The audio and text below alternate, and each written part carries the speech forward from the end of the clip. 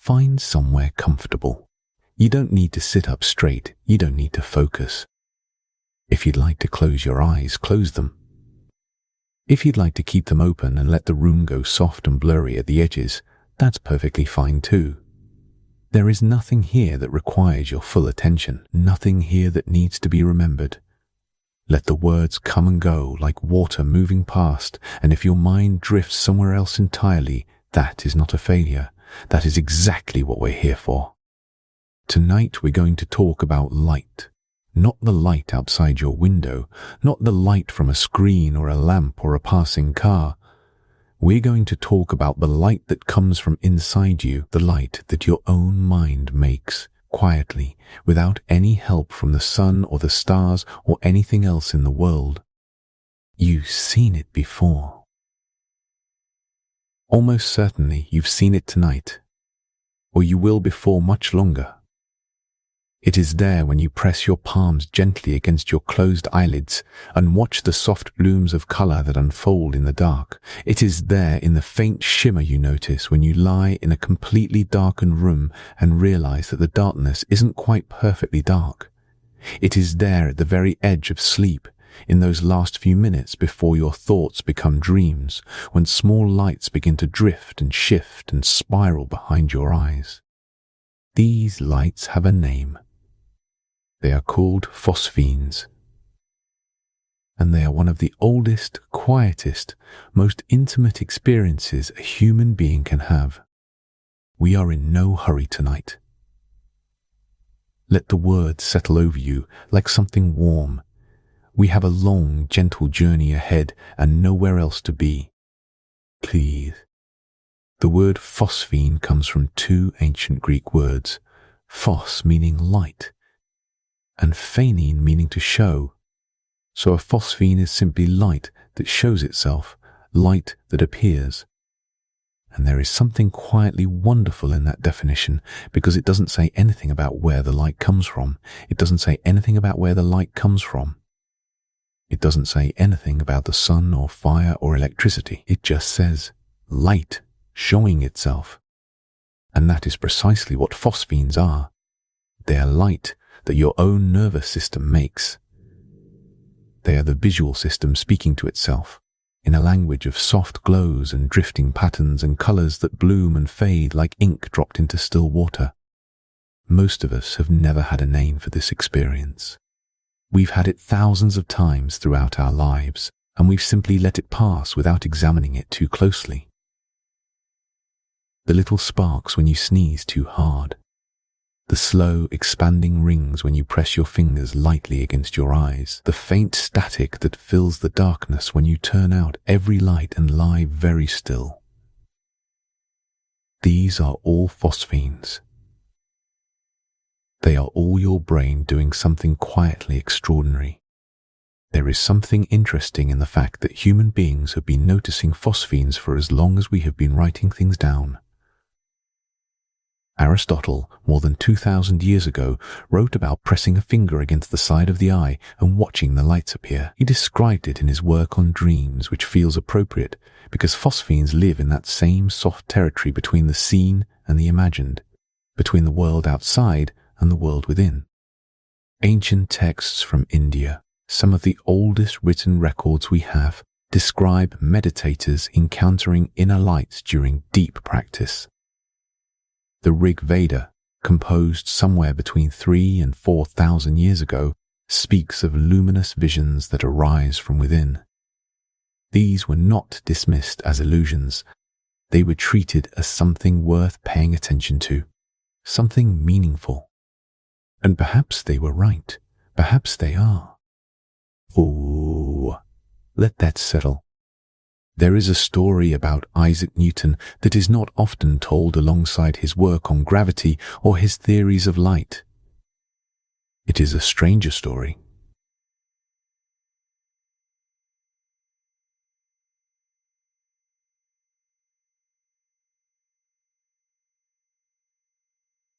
Well, and it takes place in 66, the same year that a falling apple may or may not have changed the course of physics.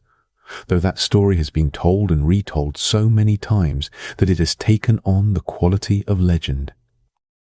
In 1666, Isaac Newton was 23 years old and living through a period of extraordinary intellectual ferment. The universities had closed because of plague, and Newton had returned to his family home in Lincolnshire, where he spent long, solitary days thinking and experimenting. He was obsessed during this period with the nature of light. He had begun his famous prism experiments, splitting white light into its constituent colors and watching the spectrum spread across a dark wall. He was trying to understand what light was, where it came from, how the eye received it. And so, one evening, Newton did something that makes most people wince when they hear it. He took a small instrument called a bodkin, which was essentially a blunt, thick needle used for threading ribbon through fabric, and he inserted it between his eye and the bone of his eye socket. He pressed gently with this instrument against the back of his eyeball, and he watched what happened. What happened was light. Rings of it, white and dark and colored, expanding and shifting in the darkness. He pressed, and light appeared. He released, and the light faded. He pressed again from a different angle, and different patterns emerged. Newton was not doing this for sensation. He was doing it as an experiment. He wanted to understand the relationship between physical pressure and the experience of vision. And what he found, recorded carefully in his notebook, was that you did not need light to see. You needed the right kind of disturbance in the right kind of tissue. The eye, it turned out, was not simply a passive receiver of light from the world. It was something more active than that, something more generative. What Newton experienced that evening were pressure phosphenes, the most common kind. When mechanical force is applied to the eye, it physically stimulates the photoreceptor cells and the neurons of the retina. These cells, which have evolved over millions of years to respond to light, respond to sufficient mechanical pressure in much the same way. They fire, they send signals along the optic nerve toward the brain. And the brain, receiving those signals, does what it has always done with signals from the visual pathway. It makes light. The researcher Grusser and his colleagues demonstrated much later, with modern instruments, that pressure on the eye activates retinal ganglion cells in a pattern that genuinely resembles the activation produced by actual light. The cells cannot tell the difference. They are simply responding to sufficient stimulation, and the brain cannot tell the difference either. It receives the signal, and it creates the experience. This is the quiet miracle at the heart of Phosphenes. The brain does not see the world. The brain interprets signals, and if those signals arrive through the right channels, the brain will construct light from absolutely nothing. Newton, pressing a needle against his eye socket in a darkened room in 666, was discovering something that would take neuroscience another 3 centuries to fully articulate. The visual system is not a window. It is a factory. You may have drifted. That's fine. There is a slightly earlier figure in this story, and his name is Jan Evangelista Purkinje. Purkinje was a Czech physiologist who worked in the early 19th century, and he was one of the most careful observers of subjective experience in the history of science. He was fascinated by the things that happen inside the eye and inside the brain that have no direct correspondence to anything in the external world. In 1823, Purkinje published a work called Observations on Subjective Phenomena, and in it he described phosphenes with a precision and a tenderness that is still remarkable to read. He pressed on his own eyes and catalogued what he saw with the care of a naturalist describing a new species of flower. He saw rings, he saw spirals, he saw grids and lattices, and what he described as a scintillating quality, a fine, trembling brightness at the edges of the patterns. He noted that the shapes changed depending on the angle and the pressure, and that they persisted briefly even after the pressure was removed, floating in the visual field like afterimages of something that had never quite been there. Perkinji also wrote about something he called the Eigengrau.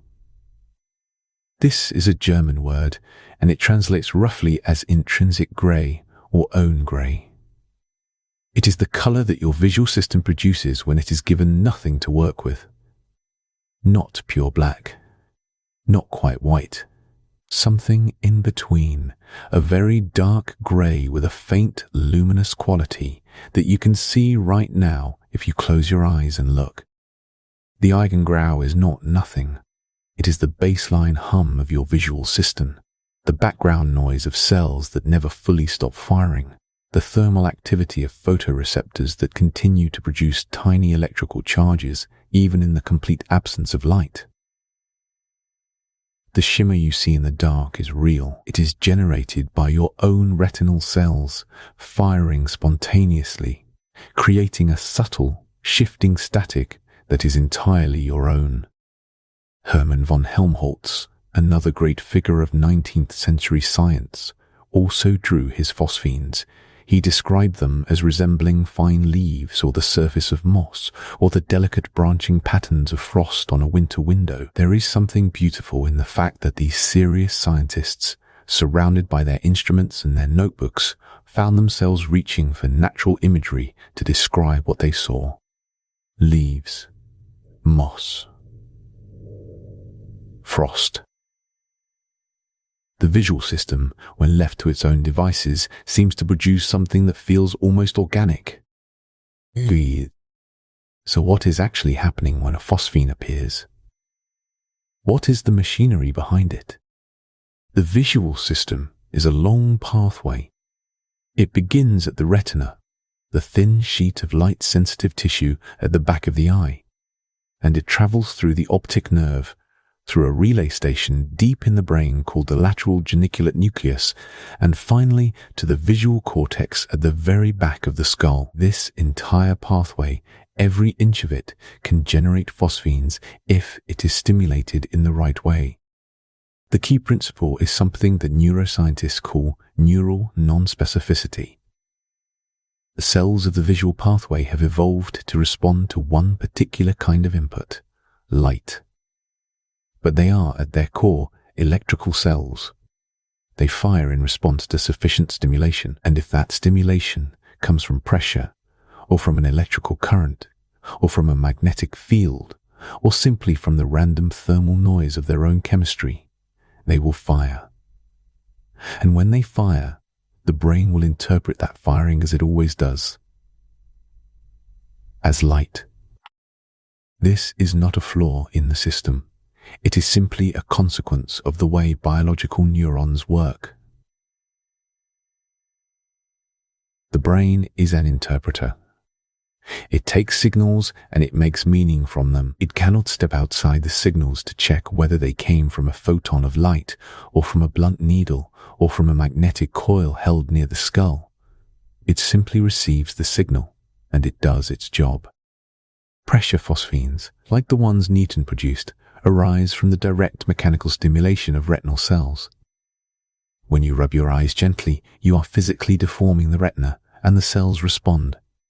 The patterns you see, the rings, the spirals, the drifting clouds of color, correspond to the patterns of activation in the retinal tissue.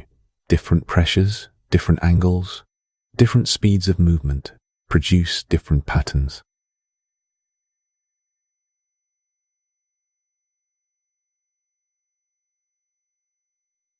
The visual system is translating the shape of the force into the shape of the light.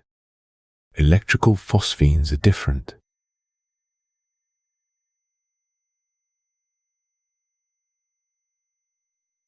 In the 1920s, a neurologist named Ottfried Förster discovered that applying a weak electrical current near the visual cortex of a patient could produce flashes of light, even in someone whose eyes were closed. This was a remarkable finding. It meant that you could bypass the eye entirely. You could go directly to the visual cortex, apply a small electrical stimulus, and the patient would see light. The eye was not necessary. The optic nerve was not necessary. Only the cortex was needed. This discovery opened a door that researchers have been walking through ever since. In 1968, two scientists named Brindley and Lewin took this principle to its logical conclusion. They implanted an array of electrodes directly into the visual cortex of a blind patient, a woman who had lost her sight to glaucoma. Using small pulses of electricity delivered through these electrodes, they could produce phosphenes, points and spots and small bars of light that the woman could perceive clearly. She could not see the world, but she could see these small, electrically generated lights. More than that, by activating multiple electrodes in sequence, Brindley and Lewin could arrange the phosphenes into patterns. The woman could, with practice, recognize simple shapes. She could distinguish a vertical line from a horizontal one.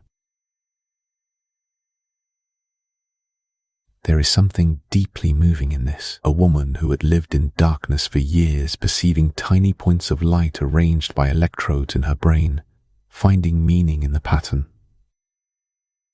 Finding, in the most literal sense, something to see. Yeah, there is no rush. Magnetic phosphenes are perhaps the most elegant of all, because they require no physical contact with the eye or the brain at all. Transcranial magnetic stimulation, which is often called TMS, works by passing a rapidly changing electrical current through a coil held near the skull. This changing current generates a magnetic field, and the magnetic field induces tiny electrical currents in the neurons beneath it. If the coil is positioned over the occipital cortex, the region at the back of the brain where visual processing takes place, many people will experience brief flashes of light, sometimes described as a shimmer or a flicker at the edges of vision, sometimes as a more distinct spark or glow.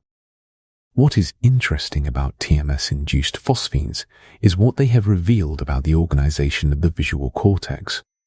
Researchers have found that stimulating the visual cortex above a particular anatomical landmark called the calcarine fissure consistently produces phosphenes that appear in the lower visual field, while stimulating below it produces phosphenes in the upper visual field. This is because the visual cortex is organized as a kind of mirror map of the visual world, with upper and lower, left and right, all precisely represented in specific locations on the cortical surface.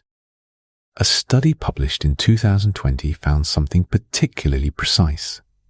When researchers asked participants to fix their gaze at a specific point and then applied TMS to the visual cortex, the phosphenes that appeared were located very close to the fixation point, with an average distance of only about 1 degree of visual angle. 1 degree. The mapping of the visual world onto the visual cortex is extraordinarily fine-grained, and phosphenes have helped scientists trace that map in remarkable detail. And then there are the phosphenes that need no external stimulus at all. The ones that arise from the spontaneous activity of the visual system itself. These are perhaps the most intimate kind because they arise purely from within. They are the light your nervous system makes when it is simply being itself, when it is sitting quietly in the dark and doing what living tissue does, which is to say, generating small electrical events continuously, without pause, for as long as you are alive. These spontaneous phosphenes are what you see in the Eigengrau. They are what you see in those last drowsy minutes before sleep, when small lights begin to drift and spiral and shift behind your closed eyelids.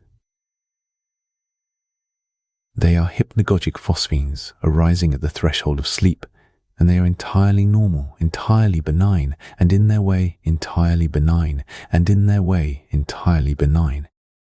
Just the sound of the words. There is a phenomenon that has been described by people who have spent long periods in complete darkness, in prison cells with no windows, in deep caves, in sensory deprivation tanks. It has been given a name that is both melancholy and evocative. When the visual system is deprived of all input for long enough, it begins to generate its own. The phosphenes that appear in these conditions are not the small, subtle shimmer of the Eigengrau. They can be vivid. They can be complex.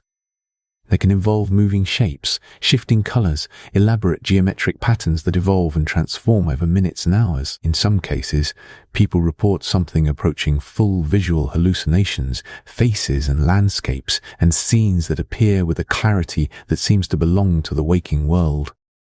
This is the visual system doing what all sensory systems do when deprived of input. It turns up the gain. It amplifies its own baseline noise, searching for signal in the static. And as it does, the static becomes something more elaborate, more structured, more visually compelling. Researchers who have studied sensory deprivation have found that the progression tends to follow a pattern. First, simple phosphenes. Then geometric patterns, grids and spirals and concentric circles, the same kinds of forms that Purkinje catalogued pressing on his own eyes.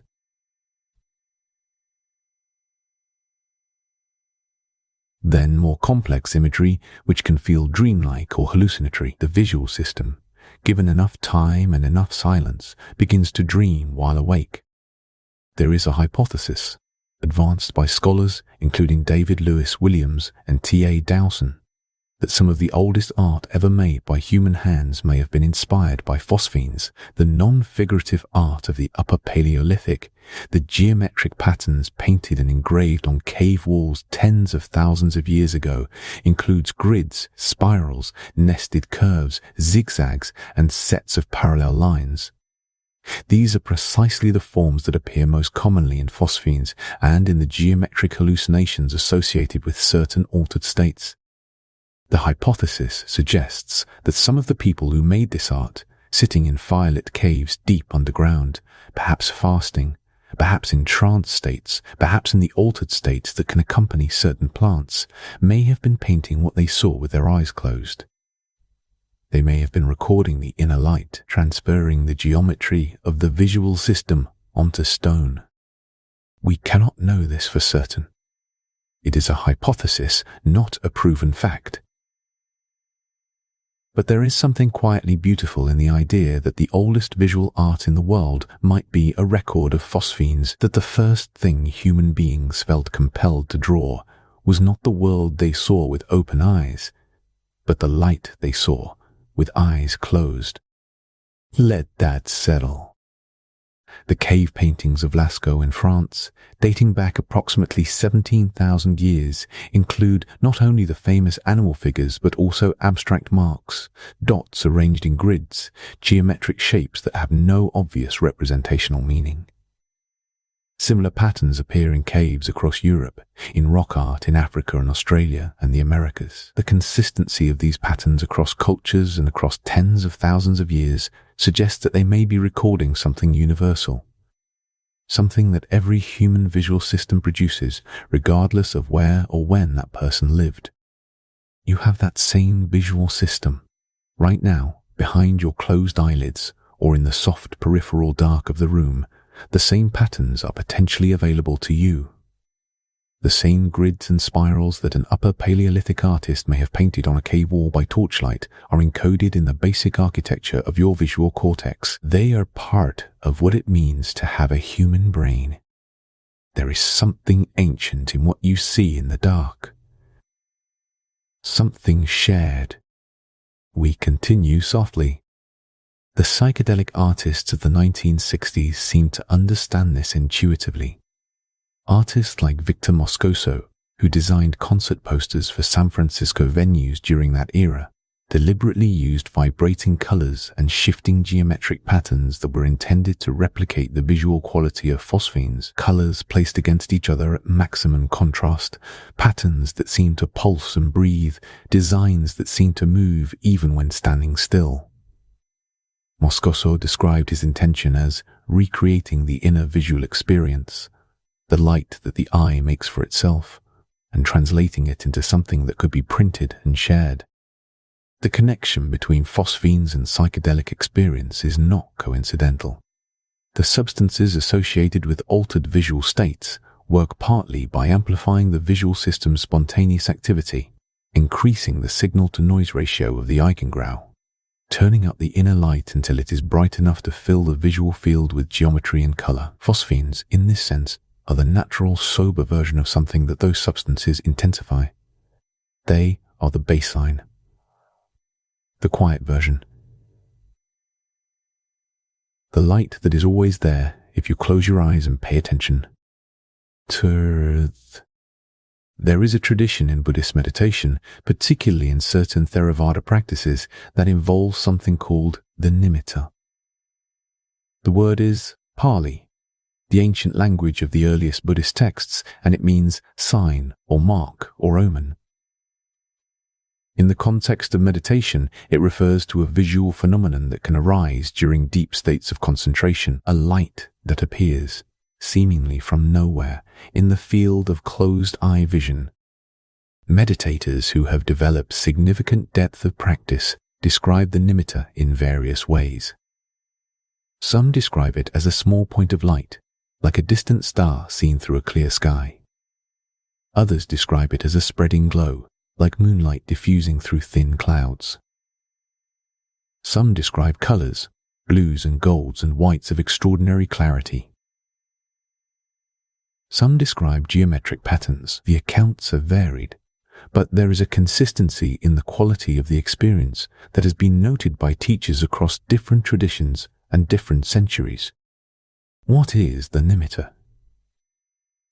From a neuroscientific perspective, it is almost certainly a phosphene arising from the particular conditions created by deep meditative practice, which involves sustained inward attention, significant reduction in sensory processing, a quieting of the default mode network, and a kind of focused awareness that allows the practitioner to notice and attend to experiences that would normally be dismissed as background noise.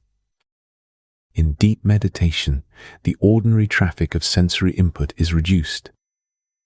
The meditator is not attending to sounds or physical sensations or the flow of thoughts in the usual way. And as that traffic quiets, the subtle baseline activity of the visual system becomes more perceptible. The eigengrau becomes visible. The small, spontaneous fires of the retinal cells in the visual cortex become noticeable, in the same way that you can hear the ticking of a clock only when the room is quiet enough. Some researchers have proposed an additional mechanism, suggesting that the nimitta and similar meditative phosphenes may involve the thalamus, specifically a region called the lateral geniculate nucleus, which is the relay station between the retina and the visual cortex. During certain sleep-like states, the lateral geniculate nucleus oscillates at particular frequencies, producing rhythmic patterns of activation in the visual cortex. If a meditator reaches a state of deep relaxation that approaches the threshold of sleep while maintaining a thread of awareness, these thalamic rhythms might produce the kind of stable, luminous experience that meditation teachers have described for centuries. There is no rush. The relationship between meditation and phosphenes is interesting for another reason too. Meditation teachers across traditions have noted that the nimitta, once it appears, can be used as an object of concentration. The meditator can attend to the light, stay with it, follow it deeper into stillness, and some practitioners report that sustained attention to the nimitta can lead into states of very deep absorption, what the Buddhist tradition calls jhana, states characterized by a profound quieting of mental activity and a quality of luminous, spacious awareness. This is speculative territory, and we should hold it gently, but it suggests something interesting about the relationship between the inner light and the inner life. The phosphene is not just a curiosity, it may be a doorway, a marker of the threshold between ordinary waking consciousness and something quieter, deeper, more spacious. You may have drifted. That's fine. There is something worth pausing on here. The fact that people in ancient India, sitting in meditation 3,000 or 4,000 years ago, and people in modern sleep research laboratories connected to EEG machines and monitored by cameras are describing related phenomena. The meditator sees a light arising from within. The sleep researcher sees the EEG trace shift toward the patterns of early sleep, with the thalamus beginning its slow oscillation. The descriptions come from completely different frameworks, different languages, different centuries. But they seem to be pointing at the same thing. The threshold. The place where waking ends and something else begins. And at that threshold, for many people, there is light. Let us talk for a moment about seeing stars.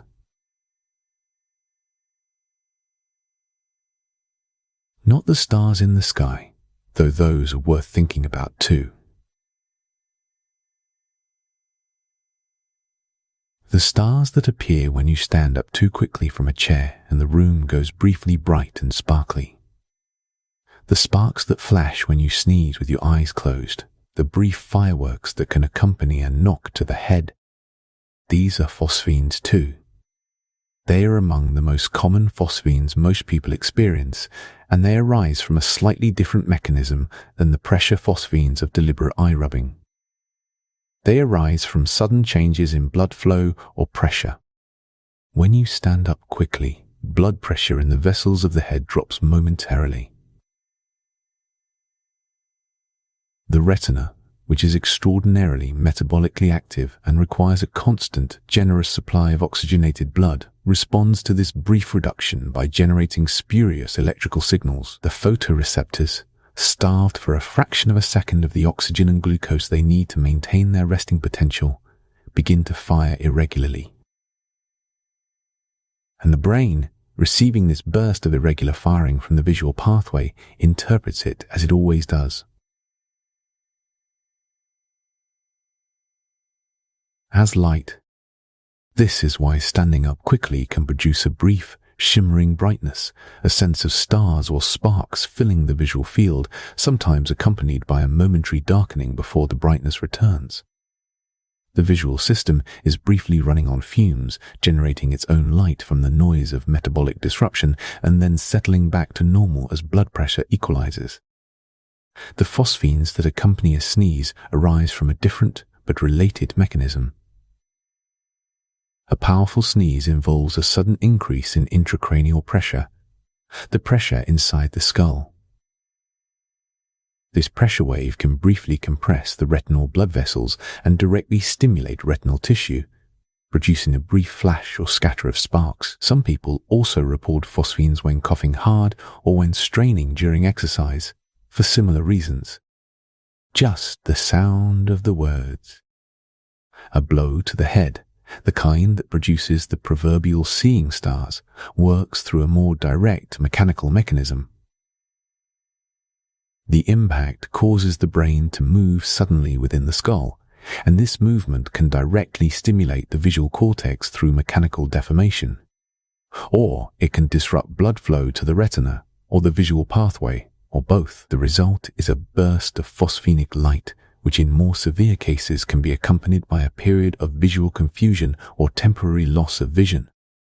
There is something worth noticing in the universality of this experience. Seeing stars after a blow to the head is so universal that it has become a metaphor, a way of describing any experience of sudden disorientation or intensity. Every culture that has ever had to describe what it is like to be struck hard has reached for the same image. Stars, sparks, lights. Because every human visual system, regardless of language or culture or century, responds to sudden mechanical disruption in the same way. With light. This universality is one of the things that makes phosphenes so interesting as a phenomenon. They are not culturally specific.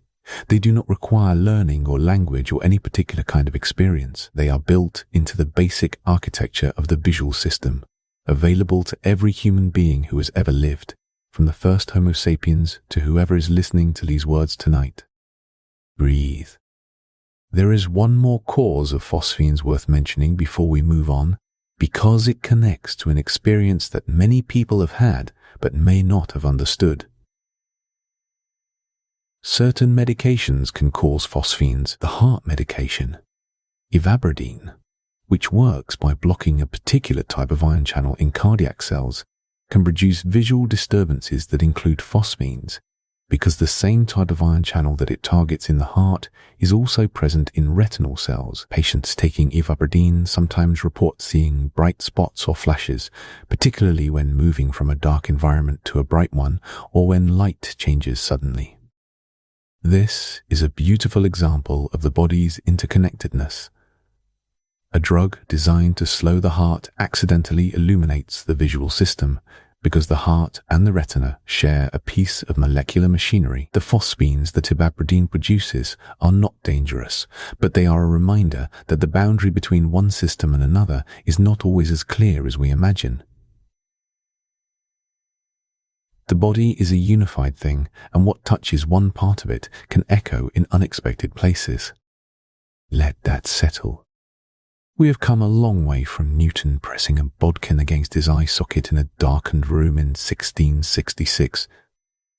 The understanding of phosphenes that has accumulated over the past 3 centuries has led, in recent decades, to something that would have seemed like pure fantasy to Newton or Purkinje. The possibility of restoring sight to the blind by creating controlled, deliberate phosphenes in the visual cortex. The story of how this became possible begins with Brindley and Lewin's 1968 experiment, which we touched on earlier. That first electrode array implanted in the visual cortex of a blind patient was crude by modern standards. It had 80 electrodes, each of which could produce a single phosphene. The phosphenes were not always stable, not always reliably located, and the patterns they could form were limited.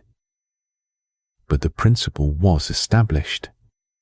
You could put light into a brain that had no other way of receiving it. In the decades that followed, researchers worked steadily on refining the technology. William Dobell, an American biomedical engineer, spent much of his career developing cortical visual prosthetics, implanting electrode arrays in blind patients and working with them over years to develop systems that could produce usable, functional phosphenes. His patients could perceive simple shapes, detect motion, navigate in familiar environments, not the rich, detailed vision of a sighted person, but something.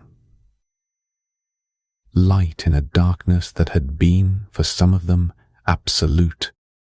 More recently, the work has moved toward increasingly sophisticated electrode arrays. A researcher named Jing Chen, working at the University of Pittsburgh, has been investigating a phenomenon called phosphene fusion, which is one of the central challenges of artificial vision. When multiple electrodes are activated simultaneously, the individual phosphenes they produce tend to merge into a single, undifferentiated blob, rather than remaining as distinct points of light. This makes it very difficult to create complex patterns, because the individual dots of the pattern blur together before the brain can read them as a shape. We continue softly. Chen received a significant grant from the National Institutes of Health to study this problem, and her current work involves experiments with macaque monkeys who have been implanted with arrays of over 1,000 electrodes. This high electrode count, far beyond anything used in human patients so far, allows the creation of phosphene patterns complex enough for the monkeys to recognize letters, to distinguish horizontal from vertical orientations, and even to perceive motion. The ultimate goal is to develop a system that could give a blind person sufficient visual resolution to read, to recognize faces, to navigate the world with something approaching normal visual function. At Monash University in Australia, a team led by Associate Professor Yan Tat Wong has been working on a different aspect of the same challenge. Their 2023 research focused on the fact that phosphenes are not evenly distributed across the visual field in the way that early researchers assumed, because every brain is slightly different, because the surface of the visual cortex varies in shape and folding from one person to another. The phosphenes produced by an electrode array will be arranged differently in each patient's visual field. What looks like a simple grid of electrodes on the cortical surface may produce a scattered, irregular pattern of perceived lights. Wong's team developed a method of using MRI scans of individual patients to map the specific organization of their visual cortex, and then using that map to predict where each electrode's phosphene would appear. This allows the creation of a personalized phosphene map for each patient, which can then be used to calibrate the electrode array so that the patterns it produces are actually interpretable as shapes rather than random scatters of light. This work is slow. It is painstaking. It involves years of careful research on complex biological systems that we still do not fully understand, but it is moving steadily forward, and the direction it is moving in is toward a world where blindness, or at least some forms of blindness, can be addressed by teaching the visual cortex to receive a new kind of light. There is no rush. Let us return for a moment to the shapes, to the spirals and grids and concentric rings that appear so consistently in phosphenes, whether they arise from pressure or electricity or meditation or sensory deprivation. There is something worth noticing about these shapes. They are not random. They are not the kind of visual noise you might expect from a system simply misfiring at random. They have a structure. They have a geometry. And that geometry appears to be universal, arising from the basic architecture of the visual cortex itself. The visual cortex is organized in a very particular way. It maps the visual field onto its surface through a transformation that mathematicians would recognize as a logarithmic spiral. The center of the visual field, the area of sharpest focus directly in front of you, is represented by a disproportionately large area of cortex, while the periphery is compressed into a smaller area. This is why you can read fine print when you look directly at it, but not when it is at the edge of your vision. When this cortical surface is stimulated uniformly, as happens during certain kinds of phosphene induction, the logarithmic mapping produces specific geometric patterns in the perceived visual field. Spirals, concentric circles, grids, and radial patterns arise naturally from the mathematics of the cortical map. It is generating them because they are the shapes that correspond to uniform activation of a logarithmically organized surface. This is a beautiful piece of mathematics. The spirals you see when you rub your eyes are not random. They are the signature of your visual cortex's own organization, written in light on the inside of your eyelids. They are, in a sense, the brain seeing itself. Just the sound of the words. The neurologist Heinrich Klüver, working in the 1920s and 1930s, catalogued what he called form constants, the basic geometric shapes that appear most consistently in phosphenic and hallucinatory visual experience. He identified four main categories: tunnels and funnels, spirals, lattices and grids, and cobwebs. These four categories, he argued, were not culturally determined. They were not learned or acquired through experience. They were the fundamental geometric vocabulary of the visual system, the shapes it returns to when it is operating on its own internal logic, rather than processing input from the world. Subsequent researchers, including the mathematician Jack Cowan and the neuroscientist Paul Bresloff, developed a mathematical model of how these form constants arise from the neural architecture of the visual cortex. Their model showed that the four Klüver form constants can all be explained as the visual consequences of specific patterns of cortical activation. Patterns that arise naturally from the way that inhibitory and excitatory neurons interact across the cortical surface. In other words, the spirals and grids and tunnels that appear in phosphenes are not mysterious. They are not random. They are the inevitable visual consequences of the brain's own structure. They are what a brain looks like to itself from the inside. Breathe. We have been talking about phosphenes for some time now, and I want to slow down even further to let some of what we have covered settle and become quiet, because there is a larger thought underneath all of this. A thought that connects the Bodkin and the cave paintings and the meditator's nimitta and the bionic eye and the mathematics of spirals. The larger thought is this: seeing is not a passive act. The eye does not simply receive the world. The brain does not simply record what the eye delivers. Vision is an active, generative process. The brain is continuously constructing a model of reality from the signals it receives, and phosphenes are what happens when you can see the construction process itself, when the scaffolding becomes visible, when the factory floor is briefly lit up for inspection. Every moment of normal waking vision involves the brain doing something extraordinary. It takes the incomplete, ambiguous, constantly shifting signals from the retina, and it builds from them a stable, coherent, three-dimensional world. It fills in the blind spot, the place where the optic nerve exits the eye and there are no photoreceptors, with plausible-looking visual information. It smooths over the gaps between eye movements. It maintains the sense that the world is the same color in dim light and bright light, even though the actual signals from the retina are completely different. It performs, continuously and effortlessly, feats of inference and construction that no computer has yet been able to replicate. Phosphenes are a glimpse behind this construction. They are the visual system running without its input, generating light from nothing, organizing that light according to its own deep structural logic. They are the brain doing what it always does, but without the world to work with. We continue softly. And there is something in this that connects to sleep, because sleep too is the brain working without the world. Dreams are the visual system and all the other sensory systems generating experience in the absence of external input.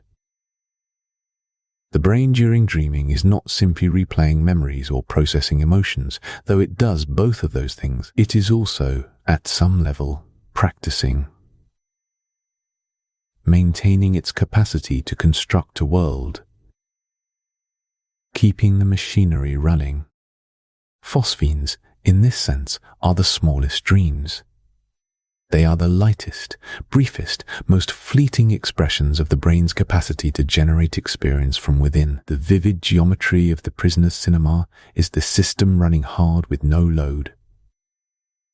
And dreams are the system at full speed, constructing not just light, but an entire world. The continuity between phosphenes and dreams is not just metaphorical. The transition from wakefulness to sleep, the hypnagogic period, is precisely the period when phosphenes are most commonly noticed, as the brain begins to withdraw from the processing of external sensory input, as the thalamus begins its slow oscillation into sleep rhythms, as the balance between inhibition and excitation in the visual cortex shifts, the spontaneous activity of the visual system becomes more prominent. The Eigengrau brightens slightly. Small shapes begin to drift and shift. Colors appear. For many people, this is the last visual experience of the day. Those small lights drifting behind closed eyelids, those soft geometric shapes dissolving and reforming, those colors blooming and fading in the dark. They are the bridge between waking and sleeping. Let that settle. There is something I find deeply comforting about phosphenes. I am not entirely sure I can explain why, but let me try.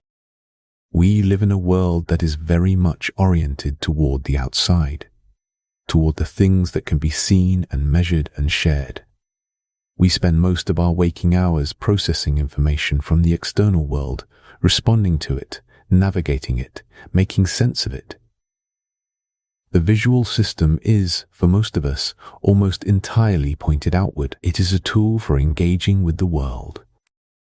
But phosphenes are a reminder that there is also an inside. That the visual system is not just a window, but a room. That there is light in there, quiet and private and entirely your own, that has nothing to do with the world outside, that has been there since you were born and will be there until the very end. The same light that Aristotle noticed pressing his finger against his eye. The same light that a meditator in ancient India described as an inner luminance. The same light that a blind patient saw when a researcher passed a small electrical current through electrodes in her visual cortex and said, "There, I can see something." There is no rush. The light you see in the dark is yours.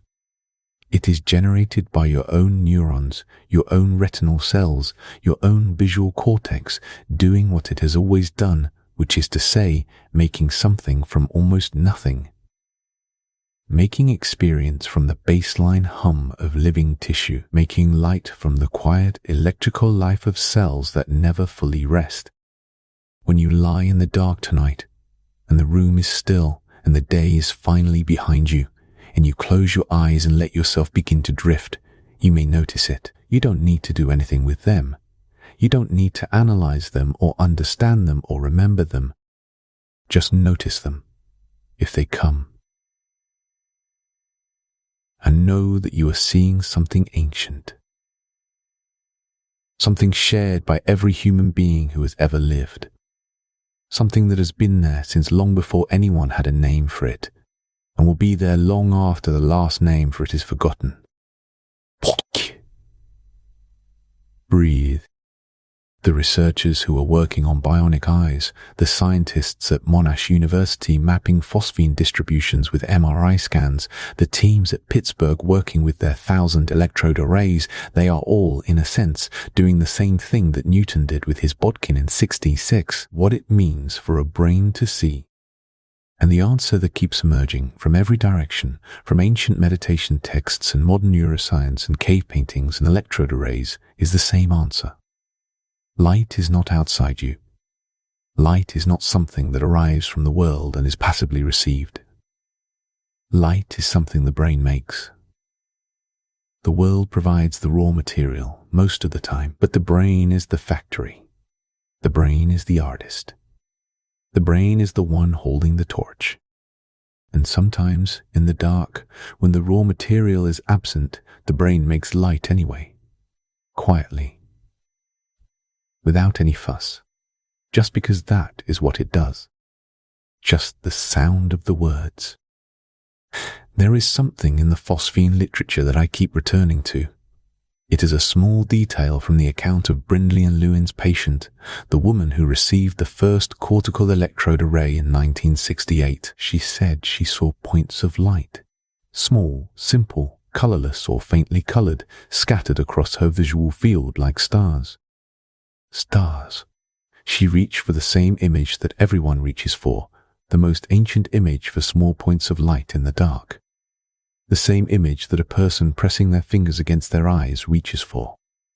The same image that appears in descriptions of the nimitta in meditation texts. The same image encoded in the cave paintings of the Upper Paleolithic. Stars. The visual system, given the barest minimum of activation, produces something that feels like looking up at a clear night sky. Let that settle. I think about that sometimes, when I am lying in the dark and the room is very quiet and I can see the small lights drifting in the Eigengrau. I think about how many people, across how many centuries and how many different lives, have lain in the dark and seen those same small lights, and how many of them reached for the same word, stars.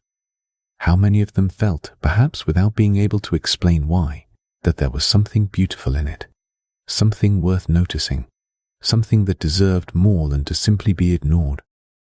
The light in the dark is real. It is generated by real neurons firing real electrical signals. It has a real physical explanation rooted in the biology of the visual system and the chemistry of living cells. And none of that makes it any less beautiful. If anything, knowing where it comes from makes it more beautiful, because it means the light is not accidental. It is not random noise. It is the signature of a living system. We continue softly. The word phosphene, phosphenine, light showing itself, as if, in the dark and the quiet, something in you decides to illuminate. Maybe that is not so far from the truth. The visual system does not wait passively for light to arrive. It generates its own. It maintains its own baseline activity, its own quiet hum of electrical life, its own faint luminance in the eigengrau. It is always, in a small way, producing light, and in the right conditions, in the dark and the quiet, when the external world has finally gone still, that light becomes visible. It has always been there. It was there when you were a child, pressing your face into a pillow and watching the colors bloom. It was there last night, in those last few minutes before sleep, when small shapes drifted and shifted behind your eyelids. It will be there tonight. Des suave. There is a gentleness to Phosphenes that I want to end with. They are not forceful. They do not demand attention. They are the kind of experience that you only notice when you slow down enough, when you are quiet enough, when the world has become still enough that the small lights can be seen against the background of the dark. They require nothing of you. They ask nothing. They simply appear, drift, and fade.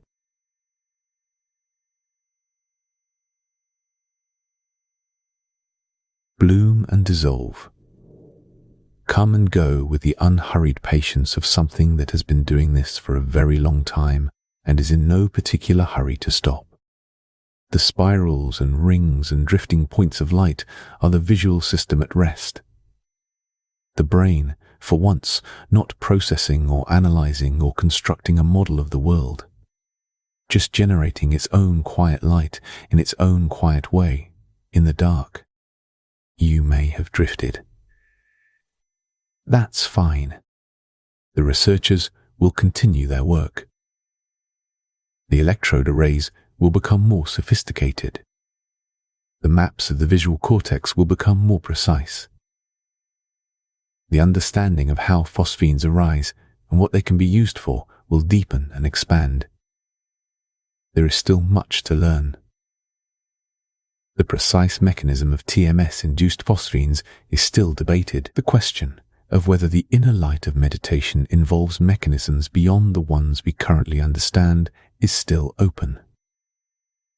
The connection between phosphenes and the art of the Upper Paleolithic remains a hypothesis, beautiful and plausible but not proven. Science is patient. It moves slowly, carefully, building its understanding piece by piece. And in the meantime, the lights continue to appear in the dark rooms of people who are falling asleep, in the meditations of people sitting quietly in the early morning, in the pressed eye experiments of curious children, in the visual cortices of patients with electrode arrays learning to see again. The light that shows itself. Phosphenine. Just the sound of the words. There is something else worth sitting with as we move toward the end of tonight. The fact that the visual system never truly rests. Even now, with your eyes closed, with the room dark, with the day finally behind you, the cells of your retina are still firing. Slowly, gently, at their baseline rate, the photoreceptors are still generating tiny electrical charges from the thermal noise at their own chemistry. The visual cortex is still processing, still oscillating, still doing what it does. You are never in complete darkness. Not really. The darkness always has a faint luminance, the luminance of your own visual system's resting activity. The eigengrau is always there. The intrinsic grey, the own grey, the colour of your visual system doing nothing in particular, and out of that nothing occasionally small lights appear. Drifting, shifting, fading. The oldest lights in the world and the most private. Breathe, breathe. The meditators who describe the nimitta The artists who painted spirals on cave walls, the physiologists who pressed on their own eyes and drew what they saw, the blind patient who said she saw stars, Newton in his darkened room with his bodkin, Purkinje writing about moving light, nebula in the Eigengrau. They were all attending to the same thing, the light inside. The light that needs no sun, no fire, no electricity from outside. The light that the living brain makes for itself, quietly, continuously, in the dark. You carry that light with you. You have always carried it. It is part of what it means to have a visual system, which is to say, part of what it means to be you. Let that settle. Tonight, as you drift towards sleep, you may notice it. The soft shimmer at the edge of the dark, the small drifting shapes behind closed eyelids, the colors that bloom and fade without reason. They are yours. They have always been yours. They require nothing from you except, perhaps, a moment of quiet attention before you let them carry you under. They are ancient. They are gentle. They are the light your brain makes when the world has finally, mercifully, gone dark. We continue softly now, the pace slowing, the words becoming quieter. There is nothing left to explain, nothing left to understand tonight. Only this: the dark room, the closed eyes, the faint, private luminance of a brain at rest, the small lights drifting in the Eigengrau. Somewhere in the visual cortex at the back of your skull, cells are firing softly, not in response to anything outside, simply because they are alive, simply because living tissue generates electrical activity quietly and continuously, the way a river generates sound, the way a forest generates warmth, the way the night sky generates a faint glow even when the moon has set. You don't need to follow this anymore. You don't need to hold on to any of it. Let the words arrive and let them go. Let the ideas drift past like lights in the dark, noticed briefly, and then released. The day is behind you now. Whatever it held, whatever weight it carried, it is already becoming distant, already becoming quiet, already becoming the kind of thing that can wait until morning, or later, or maybe never. Some things can simply be set down and left. Just the sound of the words. The phosphene. The light that shows itself. The Greek words phos and phanein, spoken by people who lived in a world without electric light, who knew the dark in a way that most of us no longer do, who lay in the dark and noticed the small lights and found them worth naming. Source. Light. Phanein. To show. Tan. Light, showing itself, in the dark of your own closed eyes, in the quiet of your own visual system, in the gentle hum of cells that never fully sleep. The light is there. It has always been there. It will be there when you wake. For now, let it carry you. Let the small drifting lights of the Eigengrau be the last thing you see tonight. Let them blur and soften and become something else entirely, the way all things at the edge of sleep become something else. Drift now, and so we leave it there, the light in the dark, the brain's quiet gift to itself. Somewhere behind you, the day is already distant. Let it stay there. The small lights are drifting. Sleep well. There is a quieter corner of phosphene research that does not often make its way into popular accounts, and it is worth spending some time there tonight because it connects the inner light to something very close to where you are right now. To rest. To healing, to the particular kind of repair that only happens when the brain is given enough stillness. For several decades, researchers have been exploring the therapeutic potential of controlled phosphine induction, not as a route to artificial vision, though that work continues, but as a way of treating conditions that involve disruptions to the visual system, the nervous system, and even the deeper rhythms of the brain. One of the most carefully studied applications involves migraine. If you have ever experienced a migraine with aura, you will know that the aura often involves visual phenomena that are closely related to phosphenes. The most common form is called a scintillating scotoma, which sounds like a technical term but describes something quite specific and recognizable. It is a region of the visual field that becomes obscured, surrounded by a shimmering, flickering arc of light that slowly expands across the visual field over the course of 15 to 30 minutes. People describe it as a crescent of broken glass, or a zigzag of light, or a shimmering C-shape that slowly grows and moves toward the edge of vision before fading. This migraine aura is caused by a wave of electrical activity that moves slowly across the visual cortex.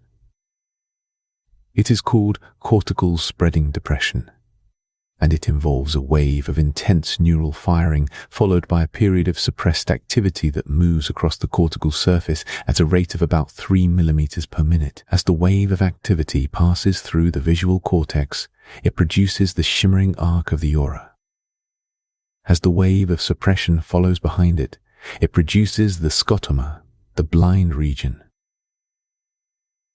The whole thing is a phosphene of sorts, a phosphene generated not by pressure or electricity from outside, but by the visual cortex's own wave of electrical activity sweeping through itself.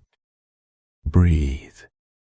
Researchers studying cortical spreading depression have found that understanding the electrical dynamics of this phenomenon may help in developing better treatments for migraine more broadly. The study of how the visual cortex generates its own activity, whether in the form of phosphenes or auras or the baseline hum of the Eigengrau, has deepened our understanding of what happens when those dynamics go wrong and what might be done to restore balance. There is also a growing body of research on the use of transcranial magnetic stimulation, the same technique that produces magnetic phosphenes, as a treatment for depression. When TMS is applied not to the visual cortex but to regions of the prefrontal cortex, it can modulate the activity of circuits involved in mood regulation. The FDA approved repetitive TMS as a treatment for major depressive disorder in 2008, and it has since helped many people for whom medication was not sufficient or not tolerable. The connection to phosphenes here is indirect but real. The same principle that allows a magnetic coil to produce light in the visual cortex allows it to alter the activity of prefrontal circuits. The same understanding of neural non-specificity, of the brain's responsiveness to externally applied electromagnetic fields, underlies both phenomena. The inner light and the healing of the inner dark are, in this sense, products of the same science. There is no rush. There is also research into the use of very low levels of electrical stimulation, delivered through electrodes placed on the scalp rather than implanted in the brain, to influence the threshold for phosphene perception.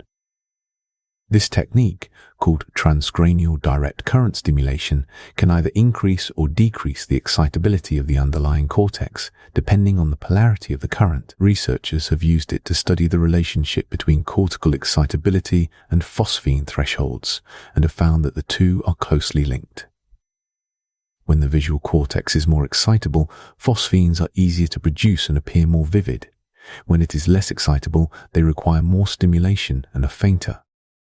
This relationship between excitability and inner light has led some researchers to propose that the vividness of spontaneous phosphenes, the brightness of the Eigengrau, and the clarity of hypnagogic lights might serve as a kind of window into the general excitability of the visual cortex. A brain that is stressed, sleep-deprived, or in a state of heightened neural arousal tends to show increased cortical excitability. A brain that is rested, calm, and moving towards sleep tends to show decreased excitability. The inner light dims a little as the brain settles. You may be noticing that right now if you have been lying still long enough. The quality of the dark behind your eyelids, if you have closed them, may have shifted slightly from when we began. A little deeper perhaps. A little more still. That's settle. There is something worth pausing on when it comes to children and phosphenes, because children seem to experience them with a vividness and a frequency that tends to diminish with age. This is not well studied, partly because studying the inner visual experiences of young children presents obvious methodological challenges, but anecdotal accounts and some careful observational work suggest that the phosphenic richness of childhood is something real. Young children often discover pressure phosphenes spontaneously, pressing their palms against their eyes and watching the lights with a kind of pure, uncomplicated delight. They have not yet learned to dismiss these experiences as unimportant or unreal. They have not yet developed the adult habit of filtering out the background noise of the visual system in favor of the information-rich foreground of the external world. They notice the lights. They play with them. They find them interesting. There are accounts of children describing the lights they see in the dark with a specificity that is striking. A child who describes seeing bubbles floating up in the dark when she presses her eyes. A child who says there are fireworks behind his eyelids when he sneezes. A child who asks why the dark is full of tiny moving dots as if it were alive. These are all phosphenes. These are all the visual system doing what it always does, but noticed and attended to with the fresh perception that children bring to experiences that adults have learned to overlook. We continue softly. There is also the question of hypnagogic imagery in children. Research on the hypnagogic state, the transitional period between waking and sleep, suggests that children experience it more intensely and more vividly than adults.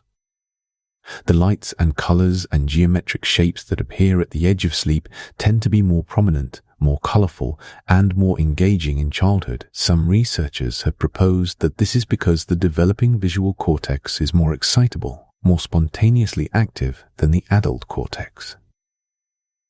The baseline hum is louder. The inner light is brighter. This may be part of why children so often find it difficult to fall asleep in a completely dark room.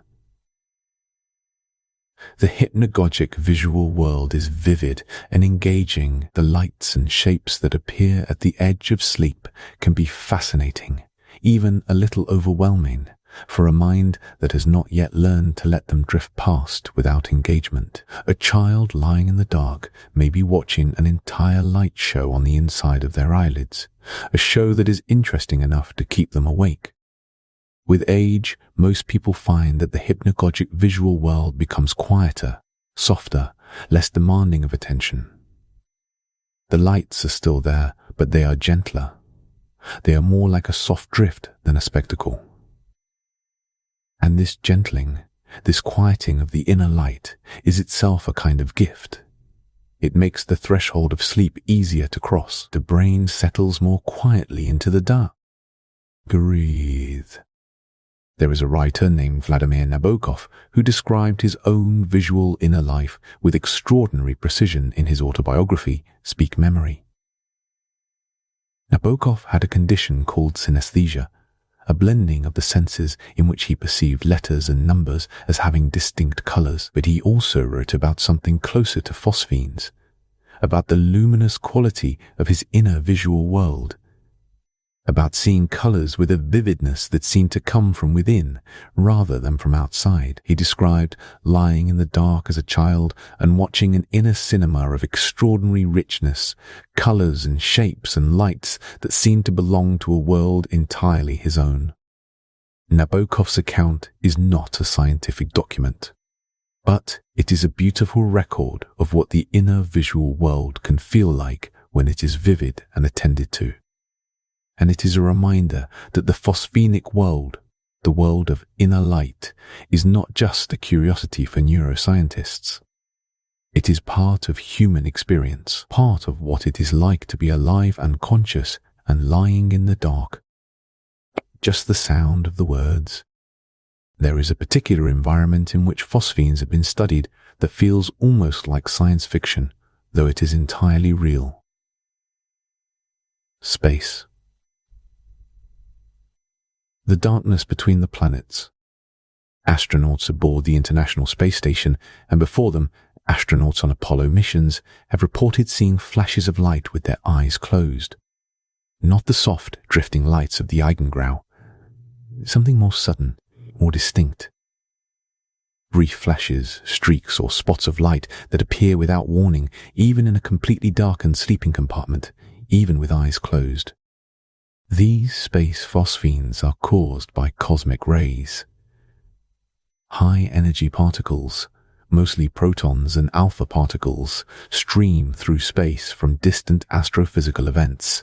Supernovae, active galactic nuclei, processes of extraordinary energy happening at vast distances from our small planet. On Earth, we are protected from most of these particles by the planet's magnetic field and by the atmosphere, which together form a shield that deflects or absorbs the vast majority of cosmic radiation before it reaches us. In space, beyond the protection of the magnetic field, astronauts are exposed to a much higher flux of these particles, and when a high-energy cosmic ray particle passes through the eye or the brain, it can directly ionize the tissue it passes through, producing a brief electrical disturbance in the neurons and photoreceptors it encounters. This electrical disturbance, brief and intense, produces a flash of light. A phosphene. Generated not by pressure or electricity or meditation, but by a particle that began its journey in a supernova explosion millions of light years away and ended it in the visual cortex of a human being sleeping in orbit above the Earth. There is no rush. The Apollo astronauts were among the first to report this phenomenon systematically. Some described the flashes as bright points of light, others as short streaks or tracks, still others as diffuse glows. The variety of descriptions reflects the variety of ways in which a cosmic ray particle can interact with the visual system, depending on its energy, its angle of incidence, and which part of the visual pathway it passes through. Later, on the International Space Station, researchers conducted more systematic studies.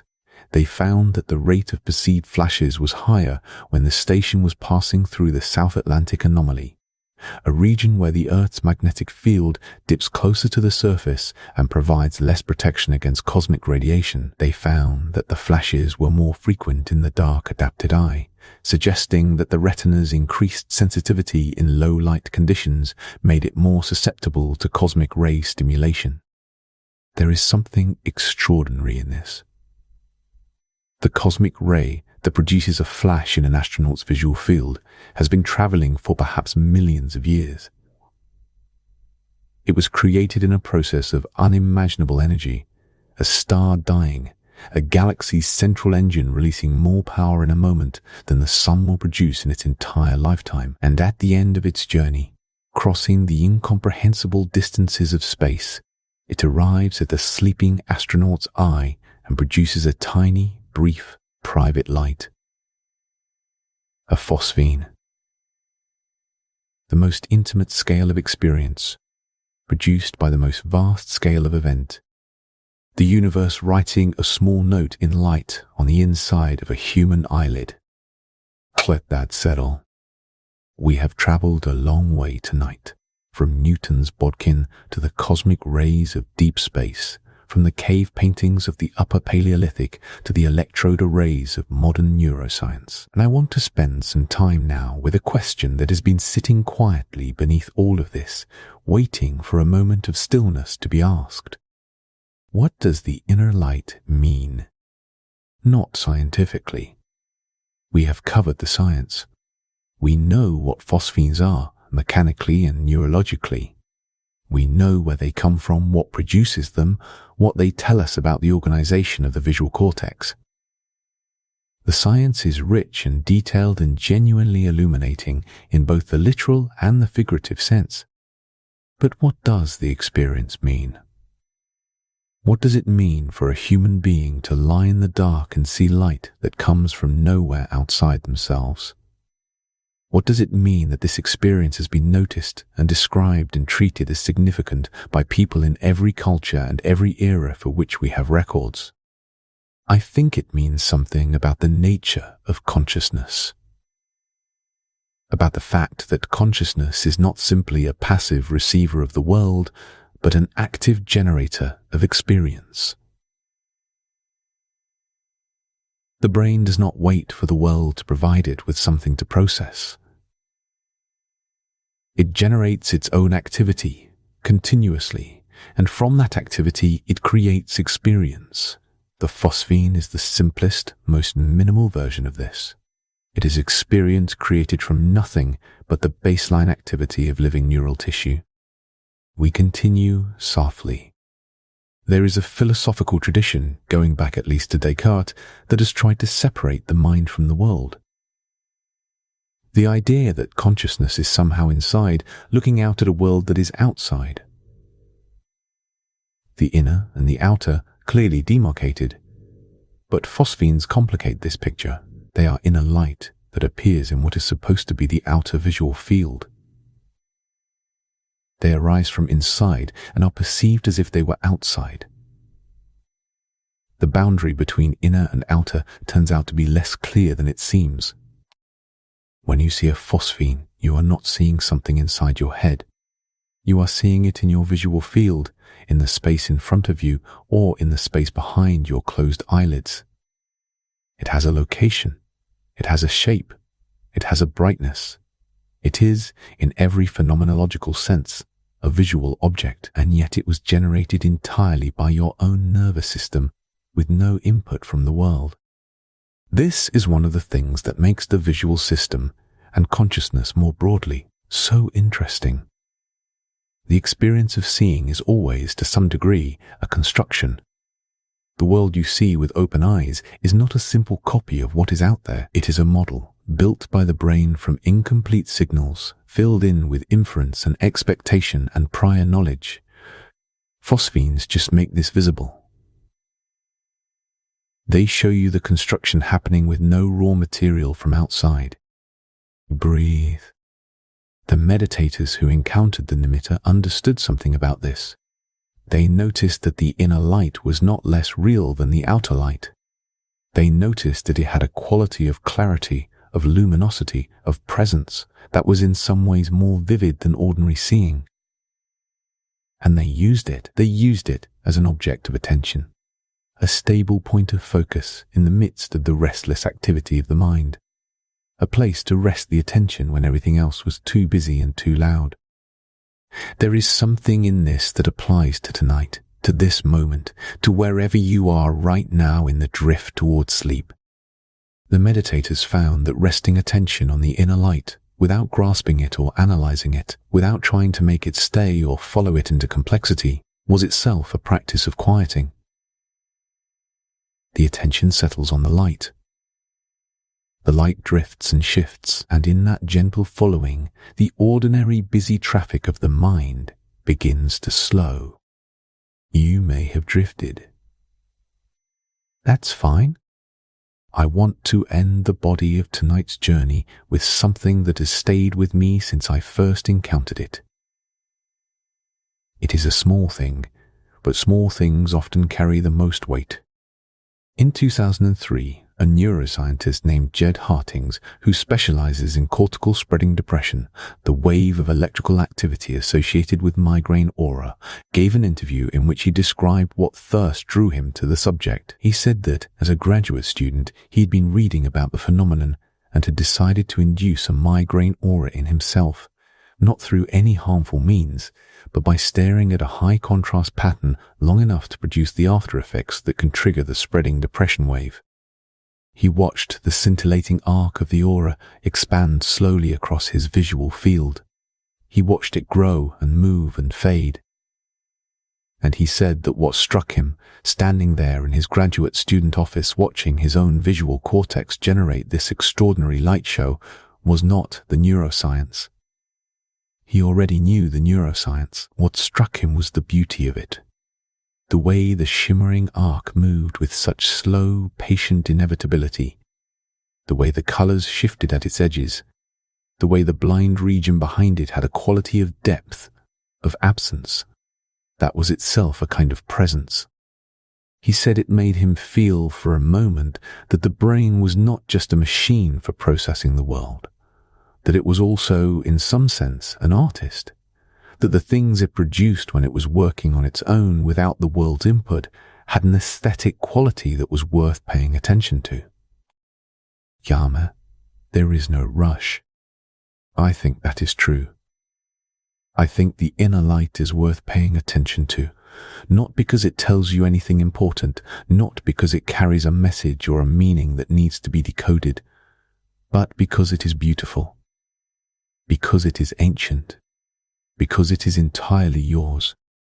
The spirals and rings and drifting points of light that appear in the Eigengrau are the visual cortex expressing its own nature. They are the signature of your particular brain, your particular arrangement of neurons, your particular balance of excitation and inhibition, writing itself in light on the inside of your eyelids. No one else sees exactly what you see. The phosphenes you produce when you press gently on your eyes, the specific patterns, the particular colors, the way the shapes drift and evolve, are shaped by the specific architecture of your visual cortex, which is unique to you.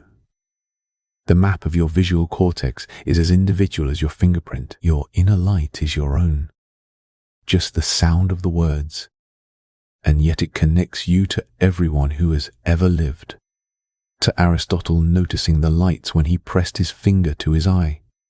To the meditator in ancient India watching the nimitta arise in deep stillness. To Newton in his darkened room. To Purkinje drawing his spirals with the care of a naturalist, to the astronaut watching cosmic rays write brief notes of light in the dark between the earth and the moon. To the blind patient who said she saw stars. We all carry this light. We all lie in the dark and see it, if we are quiet enough and still enough and patient enough to notice.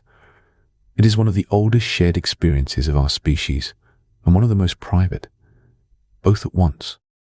The phosphene, the light that shows itself. Breathe. The room is very quiet now, or perhaps not quiet exactly, but the sounds of it have become background, have moved to the edges of attention where they belong. The day has done what days do, which is to eventually end. Whatever it held, whatever it asked of you, it is finished now. It cannot ask anything more tonight. You have been carrying things. Most people who are awake at this hour have been carrying things. Worries that circle back on themselves in the dark. Conversations that replay with slight variations, plans and fears, and the particular weight of being a person in a world that asks a great deal. All of that is real. All of that is worth attending to at the right time, in the right light. But not tonight. Tonight the day is done and the carrying can stop. Not forever. Just for now. Just for the hours between this moment and the morning, which will come in its own time whether or not you spend the night worrying about it. Kitasero. The visual cortex at the back of your skull is beginning its slow drift towards sleep rhythms. The thalamus, that deep relay station, is beginning to oscillate at the frequencies of early sleep. The sensory processing that has been running at full capacity all day is beginning to slow. And in that slowing, the inner light becomes a little more visible. We continue softly. You don't need to do anything with this. You don't need to remember any of it. The bodkin, the cave paintings, the cosmic rays, the blind patient who saw stars. You don't need to hold on to any of the science or any of the history. It was just company for the journey, just something to listen to while the day settled and the night deepened and the body found its way back toward rest. If some of it drifted past without quite landing, that is exactly right. That is what it was designed to do. drift past, like the lights in the Eigengrau, present for a moment, and then gone, leaving only a faint warmth behind. The words are getting quieter now. The pace is slowing. There is nothing left to explain. Breathe. Somewhere in the history of human beings lying in the dark, someone first noticed the inner light and felt not fear, not confusion, but a kind of recognition, a sense that this light was theirs, that it had always been theirs, that even in the darkest dark there was alive and warm and quietly present. That is still true tonight. It will be true every night that follows. The light in the dark is yours. It is the signature of your living brain. It is the visual system keeping its own quiet company in the absence of the world. The small lights are drifting. You don't need to follow them. You don't need to name them or understand them or do anything at all except let yourself go soft and heavy and slow, the way everything goes soft and heavy and slow at the edge of sleep. Just the sound of the words now, just the weight of the dark, just the gentle, unhurried drift of a brain that has done enough for one day and is ready finally to rest. The day is behind you. The night is wide and patient. The lights are drifting. Let them carry you, and so we leave it there. The inner light, the ancient dark, the quiet signature of a living brain writing itself in Phosphenes on the inside of closed eyelids. Somewhere behind you, the day is already distant. Let it stay there. The small lights are drifting in the Eigengrau. Sleep well.